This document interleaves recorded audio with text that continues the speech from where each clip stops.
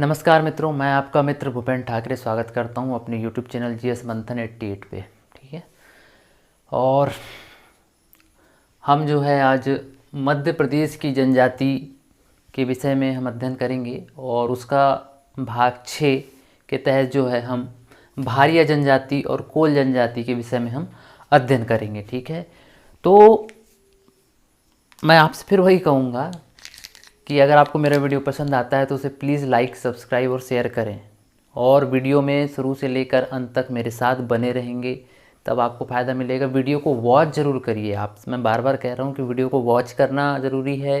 ठीक है। आप जब तक वीडियो को देखेंगे नहीं तो आपको चीज़ें समझ में नहीं आएंगी। अगर ये वीडियो आपके काम का नहीं है तो आप उस व्यक्ति तक ज़रूर पहुँचा दें जिसके लिए वीडियो काम का हो सकता है। ठीक है। आप उस व्यक्ति तक तो कम से कम पहुँचाएँ। तो ज़्यादा हम समय ना करते हुए अब अपने टॉपिक पे आते हैं। तो सबसे पहले आज हम देखेंगे भारिया जनजाति के विषय में। ठीक है। भारिया जनजाति के विषय में सबसे पहली बात ये रहेगी, इसका जो मूल है वो है द्रविड़ियन। इसका मूल क्या है? द्रविड़ियन है। ये गोंड जनजाति की एक शाखा है। याद रखिएगा, गोंड जनजाति की एक शाखा है भारिया जनजाति। ठीक। और इसका भी मूल क्या है? द्रविड़ियन है। बात समझ में आ रही है आपको? उसके बाद में आप देखिए, इन्हें भूमिया के नाम से भी जाना जाता है। भारिया जनजाति को भूमिया के नाम से भी जाना जाता है। और ये जो है छिंदवाड़ा के पातालकोट में मुख्य रूप से इनका निवास स्थान कहाँ है? जो छिंदवाड़ा जिला है तो छिंदवाड़ा जिले में एक स्थान है पातालकोट, वहाँ पर इनका मुख्य रूप से निवास स्थान है। ये अत्यंत पिछड़ी जनजाति है। ठीक है। सहरिया, भारिया और बैगा, जिसे मध्य प्रदेश शासन ने सबसे पिछड़ी जनजाति का दर्जा दिया हुआ है, उसी में से एक जो है भारिया जनजाति, जो कि छिंदवाड़ा के पातालकोट में पाई जाती है। और साथ ही साथ इनका कुछ संग्रहण क्षेत्र जो है वो जबलपुर जिले में भी है। ठीक है। तो इस तरीके से इनके विषय में बात रही। उसके बाद देखिए, अगर हम कुछ शारीरिक बनावट की बात करें या इनकी शारीरिक विशेषता की हम लोग बात करें तो शारीरिक विशेषता के अंतर्गत देखेंगे, इनका जो कद होता है, जो हाइट होती है वो मध्यम होती है। रंग इनका काला होता है, काले रंग के होते हैं। ठीक। फिर आँखें इनकी छोटी होती हैं, नाक छोटी होती है, होंठ इनके पतले होते हैं और दांत इनके बारीक होते हैं। ठीक। तो ये बातें रहीं इनके शारीरिक विशेषता के ऊपर। फिर हम देखते हैं इनका निवास स्थान। ये निवास स्थान कैसा है कि ये घने जंगलों में रहते हैं, एकांत प्रिय होते हैं, शांति से अपना जीवन गुजर बसर करते हैं। ठीक। ऊंचे स्थानों में रहना पसंद करते हैं। ठीक है। तो घने जंगलों में रहते हैं, एकांत प्रिय रहते हैं और ऊंचे स्थानों में ये रहना पसंद करते हैं। ठीक है। इनके गांव को क्या कहते हैं? ढाना। क्या कहते हैं इनके गांव को? ढाना, है ना, ढाढक्कन वाला ढाना। तो ढाना की विशेषता क्या होती है कि इसमें 2 से लगाकर 25 घर तक हो सकते हैं ढाना में। ठीक है। इनके गांव को क्या कहा जाता है? ढाना कहा जाता है। और इस ढाना में जो है 2 से लगाकर 25 घर तक हो सकते हैं। बात समझ में आ रही है? इनके जो घर होते हैं मुख्य रूप से घास, फूस, लकड़ी एवं बांस के बने होते हैं। बात समझ में आ रही है? तो इस तरीके से आप इसको ध्यान में रखेंगे। फिर अगर हम लोग बात करेंगे इनके पहनावा की, तो ये धोती, कुर्ता, बंडी पहनते हैं। धोती, कुर्ता, बंडी का मतलब होता है एक प्रकार की बनियान होती है। ठीक है। गांव में जो है सामान्य लोग भी इसको पहनते हैं, इसको बंडी कहा जाता है। और सिर पर एक बड़ी सी पगड़ी, जिसको फेटा बोलते हैं, वो ये पहनते हैं। ये भारिया जनजाति की एक प्रमुख विशेषता है। ठीक। और हाथ में इनका एक प्रमुख हथियार होता है, वो है कुल्हाड़ी। ठीक। फिर इनकी सामाजिक व्यवस्था की अगर हम लोग बात करें तो ये पितृसत्तात्मक समाज होता है, साथ में ये रूढ़िग्रस्त, रूढ़िवादी समाज है। ठीक। तो इसमें अगर हम लोग व्यवस्था देखें तो भूमिका, पड़िहार, कोटवार का प्रमुख स्थान होता है। इनके रूढ़िवादी समाज में जो है भूमिका, पड़िहार, कोटवार का प्रमुख स्थान होता है। जो भूमिका होता है ये ओझा या तांत्रिक वर्ग से होता है। ठीक है। जो तंत्र मंत्र क्रिया करते हैं ये भूमिका, इनका ओझा वर्ग होता है। ठीक। और परिवार का जो मुखिया होता है वो पटेल कहलाता है। हर परिवार का एक मुखिया होगा और मुखिया क्या कहलाता है? पटेल कहलाता है। ये इस भारिया जनजाति की विशेषता है। फिर ये जो है भारिया जनजाति एक कला संपन्न जनजाति है। क्या है? ये एक कला संपन्न जनजाति है। महिलाएं दीवारों पर अलंकरण करती है, मतलब महिलाएं दीवारों पर कुछ रंग पेंट या कुछ चित्रकारी जैसे कुछ ये कार्य किया करती हैं। मतलब इनकी महिलाएं इस कार्य में काफ़ी दक्ष होती हैं। फिर हम लोग बात करते हैं इनका भोजन, हम लोग देख लें, सॉरी इनके पहले नृत्य देख लेते हैं। भड़म, सैलम, सैतम, कर्मा और शैला, ये इनके प्रमुख नृत्य हैं। कई बार परीक्षा में पूछा जाता है कि भड़म शैलम या भड़म शैतम किसके नृत्य हैं, तो ये सारे के सारे नृत्य किसके हैं, भारिया जनजाति द्वारा किए जाते हैं। ठीक है, अलग अलग अवसरों पर। बात समझ में आ रही है आपको। इनकी अगर उपजातियों की बात करें तो भूमिया, भुइहर और पैडो। ठीक है, इनकी उपजाति कौन कौन सी है, भूमिया, भुइहार और पैडो जो है वो भारिया जनजाति की उपजाति है या इनकी उपशाखा है। ठीक है, बात समझ में आ रही है आपको, तो इसको आप ध्यान में रखेंगे। फिर हम लोग देखते हैं इनका जो मुख्य भोजन होता है वो पेज होता है, जो कि कोदो कुटकी से बनाया जाता है, अनाज से भी बनाया जाता है, चावल को सड़ाया जाता है और उससे भी पेज बनाई जाती है सामान्यतः हमारे घरों में। ठीक, ये शाकाहारी और मांसाहारी दोनों प्रवृत्ति के होते हैं भारिया जनजाति के लोग। ठीक, अगर हम लोग बात करें इनकी विवाह पद्धति, तो इनके इसमें विवाह पद्धति में मंगनी विवाह होता है, लमसेना, लमसेना मतलब जो होता है घर जवाई, जिसको लमजड़िया भी कहते हैं। ठीक, फिर इनमें विधवा विवाह भी होता है और राजाबाजी प्रथा भी, ये राजाबाजी विवाह भी इनमें होता है। ये इनकी विवाह पद्धति है, मंगनी, लमसेना, विधवा और राजाबाजी, ये भारिया जनजाति की विवाह पद्धतियाँ हैं। ठीक है, बात समझ में आ रही है। फिर हम देखते हैं जो इनकी बोली होती है वो भरनोटी है। ठीक है, अगर आपसे पूछा जाए कि भारिया जनजाति की जो बोली है वो कौन सी होती है, भरनोटी होती है। याद रखिएगा, भाषा और बोली में फ़र्क होता है। भाषा का जो क्षेत्र होता है वो काफ़ी विस्तृत होता है, काफ़ी ब्रॉड स्तर पे बोली जाती है, लेकिन बोली कुछ छोटे छोटे क्षेत्रों में ये बोली जाती है। ठीक है, तो ये अंतर होता है भाषा और बोली में। ठीक, फिर इनमें जो है भारिया जनजाति में गीत, कथा, पहेली का प्रचलन होता है। गीत गाए जाते हैं, कथा सुनाई जाती है और पहेलियाँ बूझने का प्रचलन जो है इस जनजाति की एक प्रमुख विशेषता है। ठीक, भारिया शब्द का अगर हम लोग शाब्दिक अर्थ देखें तो इसका मतलब होता है, भारिया का मतलब भार ढोने वाले। भारिया का मतलब क्या होता है, भार ढोने वाले, सीधी सी बात है। इसका मतलब क्या होता है, भार ढोने वाले।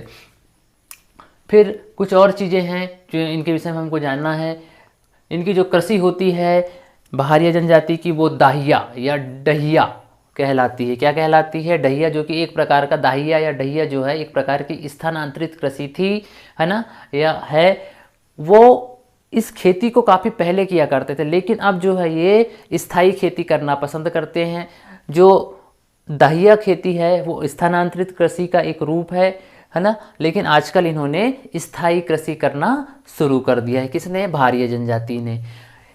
इन पर हिंदू धर्म का प्रभाव है, अर्थात ये हिंदू देवी देवताओं या हिंदू रीति रिवाजों को मान्यता देते हैं, उसको मानते हैं। ठीक है, अगर इनके हम पर्व या त्योहारों की अगर बात करें, उत्सवों की हम लोग बात करें, तो नवाखानी, बिदरी पूजा, होली, दिवाली और जवारा, ये इनके मुख्य त्यौहार या उत्सव या पर्व हैं। ठीक है, नवाखानी के बारे में थोड़ा सा आपको बताते हैं। नवाखानी वो त्यौहार होता है जब नई फसल निकलती है तो पहली बार उसको जब खाया जाता है तो वो नवाखानी कहलाती है। ठीक है, फिर अगर इनकी बात करें देवी देवताओं की, इनके कौन कौन से देवी देवता होते हैं, देखिए वही देवी देवता हैं जो हमको गोंड और बैगा समाज में भी देखने को मिलते हैं। बूढ़ा, दूल्हा, है ना, फिर नागदेव की भी पूजा करते हैं। मुठवा, भीमसेन, बड़ादेव और बाहेश्वर, है ना, मुठवा, भीमसेन, बड़ादेव और बाहेश्वर इनके जाति देवता हैं, मतलब इनके जात के प्रमुख देवता हैं। हालांकि मुख्य देवता तो ये हैं, उनके अलावा इनके जो व्यक्तिगत जातिगत जो हैं देवता हैं वो हैं मुठवा, भीमसेन, बड़ादेव और बाछेश्वर या बाहेश्वर। ठीक है, ये इनके जाति देवता हैं।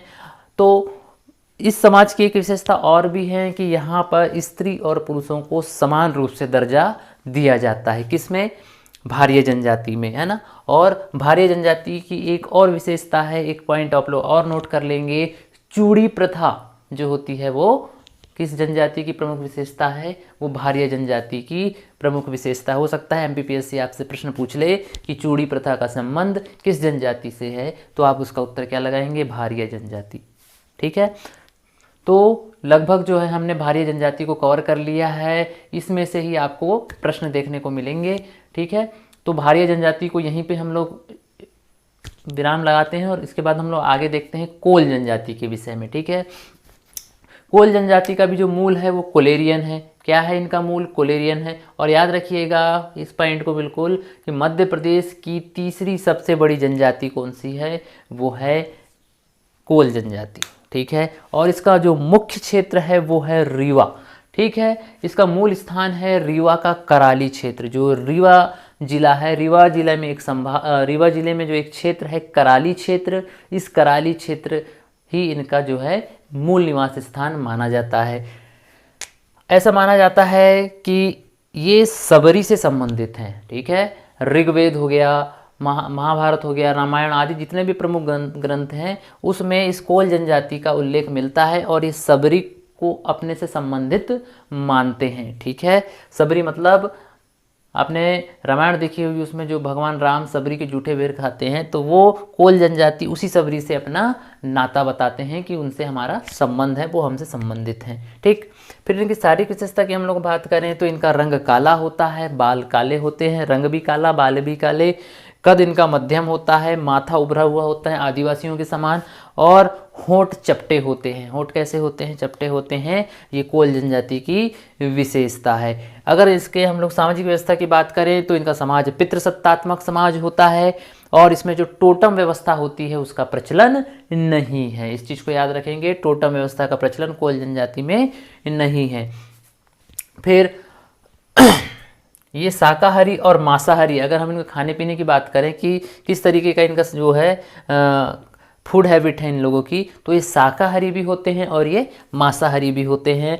विशेष अवसरों पर ये मदिरा पान का सेवन करते हैं लेकिन स्वयं मदिरा नहीं बनाते। हालांकि शराब से थोड़ा दूर ही रहने वाली जनजाति, हालांकि विशेष अवसरों पर पीते हैं, है ना, लेकिन ये हिसाब से पीते हैं। कुल मिला के हम ये कह सकते हैं संगीत के भारी शौकीन होते हैं, बहुत शौकीन जनजाति है। अगर आपसे पूछा जाए कि संगीत की सबसे ज़्यादा शौकीन जनजाति कौन सी, तो कोल जनजाति। ठीक है, इनके घरों में आपको कई किस्म के वाद्य यंत्र देखने को मिल जाएंगे। ठीक है, कोल जनजाति में। ठीक, फिर इनका निवास हम लोग देखें तो इनका जो निवास है वो खुले स्थानों में, अधिकांश मिट्टी के घर, और जो इनकी छत होती है वो घास की होती है। तो खुले स्थानों में इनके घर होते हैं और अधिकांश जो घर होते हैं वो मिट्टी के बने होते हैं और इनकी जो छत होती है वो बांस की छतें होती हैं। ठीक है, घास फूस होती है ना, तो घास की छत रहती है ऊपर पे।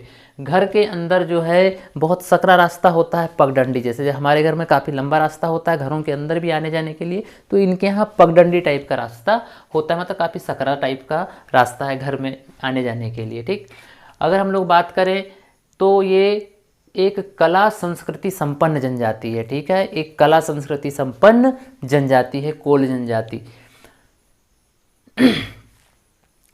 और एक विशेषता इनकी ये है कि ये पूरे वस्त्र धारण करने वाली जनजाति है। इससे पहले हमने जो भी जनजाति देखे तो उसमें जो है वस्त्र पूरे नहीं पहने जाते हैं ना, पूर्ण रूप से नहीं पहने जाते, कुछ अर्धनग्न टाइप की वो अवस्थाएं होती हैं। लेकिन यहाँ पर जो है पूर्ण रूप से वस्त्र धारण करने की प्रथा है। महिलाएं जो होती हैं वो ऊपर और नीचे जो है पूर्ण रूप से साड़ी में लिपटी होती हैं इनकी, तो काफ़ी अच्छा सिस्टम है इनमें। ठीक है, विधवा विवाह प्रचलन में बिल्कुल भी नहीं है। अगर हम इनका विवाह पद्धति की बात करें तो विधवा विवाह विधवा विवाह जो है प्रचलन में है ना, विधवा विवाह क्या है, इनके प्रचलन में है, मतलब जो कोल जनजाति इसमें विधवा विवाह की मान्यता है।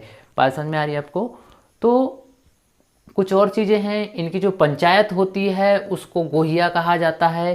ठीक है, और गोहिया पंचायत के माध्यम से, इनकी पंचायत क्या कहलाती है, गोहिया, और गोहिया के माध्यम से जो है जितने भी जो सामाजिक विवाद होते हैं, पारिक विवाद होते हैं, उनको निपटारा किया जाता है इस गोहिया पंचायत के माध्यम से। ठीक है, और यहाँ पर जो है मृतकों को दफनाने का रिवाज है। जो लोग मर जाते हैं इस समाज में, इस जनजाति में, तो उनको दफनाने का भी यहाँ पर रिवाज है। बात समझ में आ रही है? तो इस तरीके से आप लोग इनके जो जितने भी मेन पॉइंट आपको बताए जा रहे हैं आप इसको याद रखेंगे। तो कोल जनजाति में भी जो है हिंदू धर्म की मान्यता है, ये हिंदू धर्म पर इनका प्रभाव है, इन पर भी हिंदू धर्म का प्रभाव है। ठीक, फिर हम लोग देखते हैं इनका जो एक प्रमुख नृत्य है जो काफ़ी फेमस है, हमेशा पूछा जाता है परीक्षा में, कोल दहका। कोल दहका नृत्य का संबंध अगर किस जनजाति से आपसे पूछ रहा है तो बिल्कुल उसको रट्टा मार लीजिए, कोल दहका। देखो लिखा ही है, कोल यहाँ भी है, कोल कैसा हो गया, कोल कैसा हो गया, दहक गया, तो कोल दहका कोल जनजाति। उपवर्ग कौन कौन से हैं, यानी कि उपजातियाँ हैं, रोतिया और रोतेले। कौन से? रोतिया और रोतेले। उर्वशी रोतेले नहीं है ना, वो अलग है। ये है रोतिया और रोतेले, ये इसके उपवर्ग या इनकी उपजातियां हैं। ठीक, प्राचीन ग्रंथों में कोल जनजाति का उल्लेख मिलता है। अभी हमने आपको बताया रामायण महाभारत हो, ऋग्वेद हो या अन्य कोई ग्रंथ हो, तो उसमें लगभग कोल जनजाति का उल्लेख मिल ही जाता है। ठीक, फिर अगर हम लोग इनके व्यवसाय या अर्थव्यवस्था की बात करें तो ये खेतीहर मजदूरी करते हैं, मुख्य रूप से खेतीहर मजदूर होते हैं, लेकिन साथ में जो है ये कारखानों में भी काम करते हैं और मजदूरी करते हैं। ठीक, जो खेती में अगर हम लोग बात करें तो जो इनका पुरुष वर्ग होता है वो केवल बुआई का काम करता है और बाकी जो कितने भी खेती किसान से संबंधित जो काम होते हैं वो महिलाओं के हिस्से में होते हैं। तो इस तरीके से ये कोल जनजाति का एक व्यवस्था है। ठीक, तो आज के लिए हम सिर्फ इतना ही रखते हैं। हमने देख लिया भारिया जनजाति और कोल जनजाति। ठीक है, तो आज के लिए सिर्फ हम इतना ही रखेंगे और कुछ चीज़ देख लेते हैं, अगर कोई चीज़ छूट रही हो। लगभग सारी चीज़ें हमने कवर कर ली है ना। तो आप लोग इस तरीके से बढ़िया पढ़िए और चीज़ों को याद करते चलिए, है ना। रीड करो, डाइजेस्ट करो, यही सिस्टम होता है पढ़ाई का। चिंतन, मनन, स्वाध्याय, तदुपरांत पुनरावृत्ति, ये पढ़ाई का सिद्धांत है। ठीक है, आप अच्छे रहें, स्वस्थ रहें, मस्त रहें, पढ़ते रहें। ठीक है, आज का जो वीडियो है मैं यहीं समाप्त करता हूँ। जय श्री राम, जय हिंद।